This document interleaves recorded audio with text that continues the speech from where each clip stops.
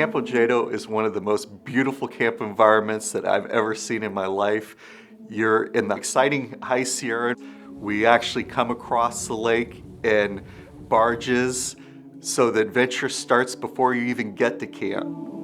Over the past 75 years, ever since Lucy Stern donated the funding to purchase Camp Oljato, it's been a privilege and an honor to have such a first-class camp and to maintain and offer these wonderful programs to kids. Camp Oljato is at 7,000 feet. It's a beautiful setting, and it's hard not to, just fall in love with the environment up there. Color guard raised the color of camp salute. We have a very dedicated camp staff. They're doing it because they love it, and they get the fact that they're making a difference in the life of a youth, and they make lifelong friends, and they know what a difference they're making. There you go. The opportunities for the scouts here are great. They can go home at the end of the week feeling upbeat, positive, having learned something in a fun, safe, and exciting environment. These skills that they're learning here are not just to pass off requirements, but they are skills that the scouts can use as they grow to use in their life. Oljato means starlight on the water. Starlight on the water. Starlight on the water. My dad's name was John Leasing, and he was a Boy Scout executive, and it was the first time Palo Alto had a scout council. I think Oojedo meant more to him than anybody or anything in the world. He was so proud of that camp. John Leasing was at Huntington Lake and discovered that there was a campsite across the lake that was available from the U.S. Forest Department. At that time, the founding fathers of the council were looking for a high Sierra camp. My grandfather was part of the crew who went up to Huntington Lake to check out the possibility of the scouts taking over Camp Singing Trails, which I believe was a Jewish summer camp. And so they looked around and said, yeah, this would be great for the Stanford Council. There were two camps that were located on the other side of the lake. One was a camp for girls called Singing Trail. The other one was a Camp Kiowa, which was for boys. And that property was purchased by Lucy Stern, who was a major stockholder in Levi Strauss, and that became what we know as Camp Oojedo.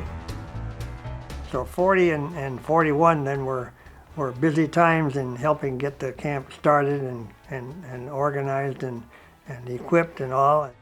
During the summer, I was called upon several times to drive a big truck up there with equipment on it and take a boat across the camp. By that time, I had a couple of boats. The transportation entering and leaving the camp was by water over the lake from Lakeshore. One vessel was called the Lundin. It was a round bottom boat with two big paddle wheels on the side, one on each side. My dad figured out how to make boats, and people have made fun of this boat. Oh, the paddle wheel. Well, it was an old Matson line lifeboat. It had to be modified. It was a big hulk. It wasn't pretty. It was operated such that the drive shaft was split. The paddle wheel on each side was controlled by a clutch for each one. And it was a complicated affair, but it worked. Because I remember he shifted it like a car. It was referred to as Leasing's Folly, because it did have some troubles. One of the kids had named the primary camp boat Leasing's Folly. They apparently in the dead of night went out with a stencil, got some paint, and painted the side of the boat Leasing's Folly. But it was a sight to behold on the lake. People said, what is that? The very next day, Leasing was incensed. He would not let anyone out of the formation. He said he was going to wait there until whoever did this dastardly deed confessed. I don't remember any reputation of seaworthiness or lack of. But I'll stick up for my dad. He got the kids over and the food over, and they can make fun of it now, but it was a good boat. Starlight on the water. Starlight on the water. On the water. Starlight on the water. Each troop gets their own campsite, so Troop 57, we get the same campsite every year. One day we cook in the campsite. They always bring a ton of food and it's really fun. You know, we can make breakfast burritos. I was the fire warden, so that's me being in charge of the fire, making sure that there's someone always watching the fire and that everyone's safe.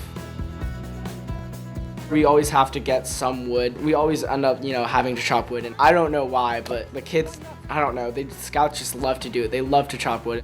Whenever I'm tending the fire, I always see, this huge line leading to where the block is. Everyone, is waiting to get their turn to chop at wood. It's kind of fun to see, and it's fun to chop wood, but it's cool. At Camp Oljato, the entire overlay thing is learning leadership, getting out into the wild, and really learning how to appreciate nature. It's kind of, what you're supposed to do as a scout. That's what Camp Oljato is all about.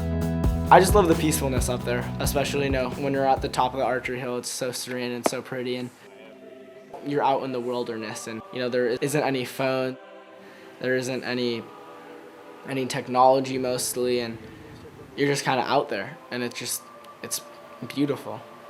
It's so nice.